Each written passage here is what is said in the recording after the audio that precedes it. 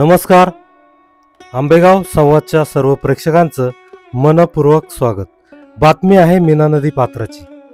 आंबेगाव तालुक्याच्या पूर्व भागातील मीना नदी पात्रात पाने फुले सध्या मोठ्या प्रमाणावर वाहून आले आहेत.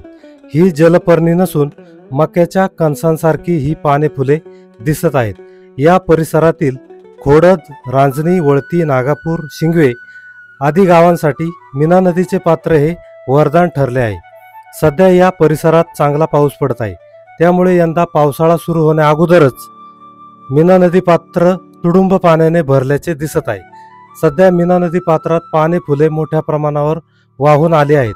ही जलपर्णी नसून मक्याच्या कणसांसारखे ही पाने फुले दिसत आहेत.